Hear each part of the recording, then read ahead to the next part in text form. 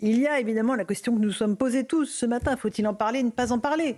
Parler de cette séquence du président de la République et de son épouse à la sortie de leur avion à Hanoï, avec ce geste que l'on voit sans doute effectué par Brigitte Macron. Chamaillerie, c'est ce que dit sans doute le président de la République. En tout cas, il a dû se justifier, alors que, bon, a priori, c'était peut-être quelque chose que personne n'aurait dû voir. Il se trouve qu'il y avait une caméra à ce moment-là, celle de AP, une agence américaine, internationale. Donc ça veut dire que les télévisions du monde entier diffusent cette image-là. Le président de la République qui est en visite à Hanoï, et je rappelle que cette visite est extrêmement importante, Gauthier Lebret, tournée en Asie du Sud-Est, 6 jours, 3 pays, toute la stratégie de l'Indo-Pacifique de la France est en jeu. Et on se focalise sur cette petite séquence. Alors, on va écouter peut-être ce que vous avez à dire et on écoute Emmanuel Macron ensuite. La séquence, effectivement, il y avait une caméra. Cette image a été prise alors qu'ils sont dans l'avion officiel et sur le tarmac. On l'explique à nos auditeurs. Au Vietnam, oui. On voit donc les deux mains de Brigitte Macron sur le visage du président Emmanuel Macron faisant un geste pour le repousser. Bon, le problème, c'est pas tant l'image. Le problème, c'est la communication. Le problème, c'est celui qui a dit aux journalistes français « cette image n'existe pas, c'est l'intelligence artificielle et c'est le coup des Russes ». Ça, c'est un communicant de l'Élysée ? Ça, c'est un communicant de l'Élysée avant que l'Élysée ne rétropédale en disant « cette image existe » et c'est un moment de chahutage entre le président et son épouse. Et ensuite, c'est devenu dans la bouche du président de la République, c'était des chamailleries entre moi et Brigitte Macron. Bon, le problème, c'est la communication. Pourquoi avoir menti ? Pourquoi avoir dit à tout le monde « c'est de l'intelligence artificielle », c'est le coup des Russes ? Pourquoi avoir dit tout cela ? C'est là le vrai problème. Et alors après, Emmanuel Macron dit tout cela est alimenté pour faire des fake news, comme le coup du mouchoir dans le train qui nous emmenait à Kiev, où on nous a dit que c'était de la drogue. Voilà, l'image, il ne faut pas surinterpréter, c'est leur vie privée, oui, ça les regarde. Mais le problème, c'est la com. On ne dit pas, on ne ment pas à tout le monde en disant c'est une intelligence artificielle, c'est le coup des Russes. C'est ça qui est grossier. Mais c'est pour ça que le président a dû se justifier, parce qu'il crée aussi le fait politique en parlant. Alors, on va écouter ce qu'il a dit à son arrivée à Hanoï et sur ce qui s'est passé lors de cette séquence. On fait dire à une vidéo beaucoup de bêtises. Sur ces 3 vidéos, j'ai ramassé un Kleenex, serré la main à quelqu'un et juste plaisanté avec mon épouse comme on le fait assez souvent. Ni plus. Mais moi je vous dément rien du tout. Je vous dis juste que voilà, tout ça est un peu dans le monde où on vit. Je pense que on n'a pas tellement de temps à perdre et je vois beaucoup de maboules passer leur journée à expliquer sur toutes ces vidéos des interprétations. Je vous le dis. Moi, ça fait 3 semaines. Si vous faites l'agenda international du président de la République française, de Kiev à Tirana jusqu'à Hanoï, il y a des gens qui ont regardé des vidéos et qui pensent que j'ai partagé un sac de cocaïne, que j'ai fait un mano à mano avec un président turc et que là, maintenant, je suis en train d'avoir une scène de ménage avec ma femme. Rien de tout ça n'est vrai, pourtant ces 3 vidéos sont vraies. Donc il faut que tout le monde se calme et surtout s'intéresse au fond de l'actualité. Voilà. Mais je le dis avec détachement parce que à la fin c'est pas grave, mais ce qui m'importe c'est qu'on ait aussi un rapport à l'information et à la vérité pour nos compatriotes. Alors il n'a pas tort, le président Louis Dragnel, parce qu'il y a les images, elles sont là, puis l'interprétation que certains peuvent en faire, notamment sur les réseaux sociaux. Ça pullule de fausses informations. Que voilà, ça nous regarde pas et que je me suis vraiment posé la question de l'opportunité, comme vous. La déclaration du président fait qu'on en parle. Mais ensuite, je trouve qu'il parle beaucoup trop. Effectivement, là où je rejoins Gauthier, c'est sur le fait que l'Élysée aurait jamais dû raconter n'importe quoi, parce que ça alimente évidemment le feuilleton. Mais là où je suis moins d'accord avec Gauthier, c'est que quoi qu'il arrive, on en aurait parlé, que l'Élysée démente ou confirme. Ah ça, je suis d'accord. Non. Le mal est fait. En fait, il n'y a pas une excellente communication. Moi, j'ai jamais entendu un génie de la communication qui, non mais une fois que les images existent, vous pouvez pas les supprimer. Voilà, il n'y a pas grand-chose à faire. Il n'y a pas une super stratégie.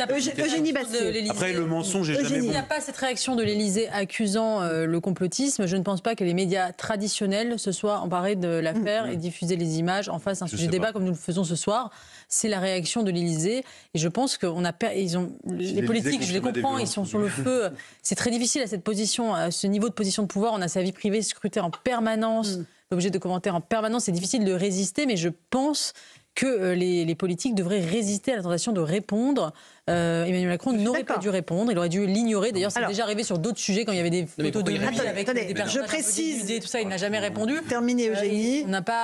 C'est pas devenu un sujet national de débat. Mais il répond parce qu'il est au début. Oui, mais je précise qu'il y a eu 6 dépêches AFP dans la journée. Oui. C'est-à-dire qu'il y a des dépêches sur dépêches sur dépêches. L'agence France Presse a alimenté la chronique de cette séquence. Alors, Éric, vous aurez tous la parole. Joseph.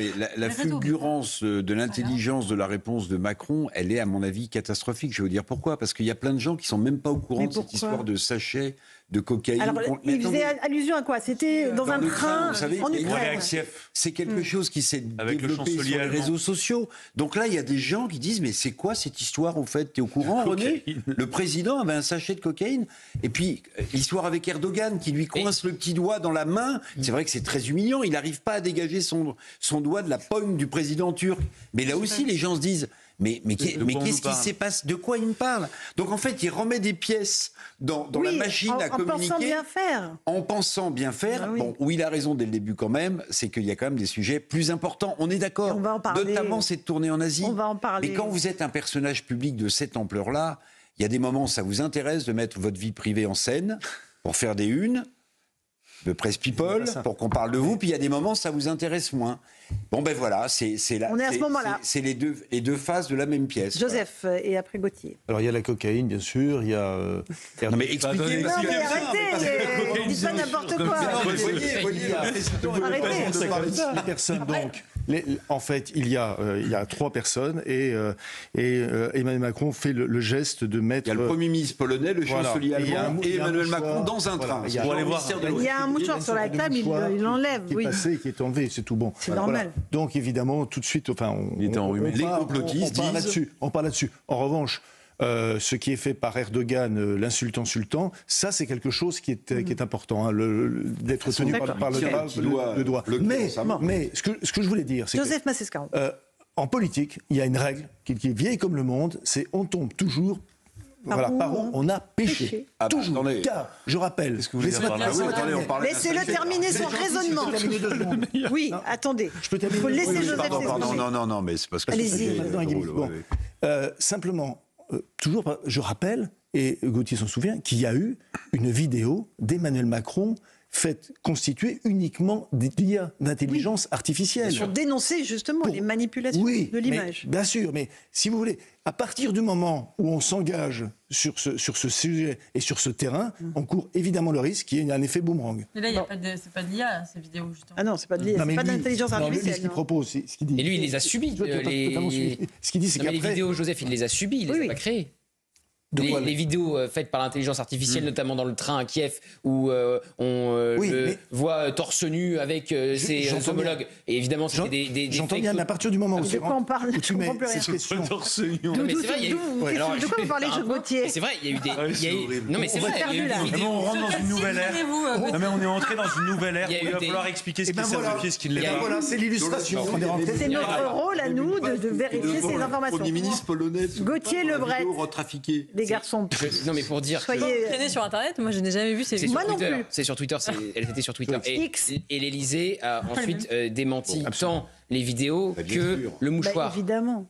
L'intelligence artificielle, il ne crée pas lui-même des vidéos. Joseph, il subit cette intelligence artificielle. Et donc, pour expliquer ces vidéos, au moment où il était dans le train pour Kiev avec ses homologues polonais, anglais et allemands, ensuite, certains ont trafiqué le mouchoir en sachet de cocaïne et ont caricaturé les chefs d'État et de gouvernement en les faisant danser dans ce train torse nu. C'est pas le cas sur cet avion. Mais il n'a pas tort de dire qu'il y a des ingérences russes et que, évidemment, il y a des manipulations des images à raison de déstabilisation de notre pays. Mais les images, il les a lui-même manipulées pour lui-même, même si c'était un clin d'œil. Voilà. Donc, quelle image il a manipulé? Là, il n'y a aucune volonté. Mais il y a une vidéo qu'il avait faite où il se mettait en scène. Il a fait une compilation sur le sommet de l'IA. Ah mais oui. Au moment du sommet de l'IA. Et qui d'ailleurs, c'est une journaliste indienne. Enfin, si vous permettez, ça fait 8 ans qu'il est en scène. Qu'il avait remis à sa place et qui lui avait dit, mais je ne comprends pas, en gros, qu'un président de la République s'amuse à faire ça. Tout ça dégrade l'image quand même de la France et de la stature présidentielle à l'étranger. Je pense que ça ne fait pas du bien à notre pays. Ce qui reste du statut de président de la République. Bon, n'exagérons pas.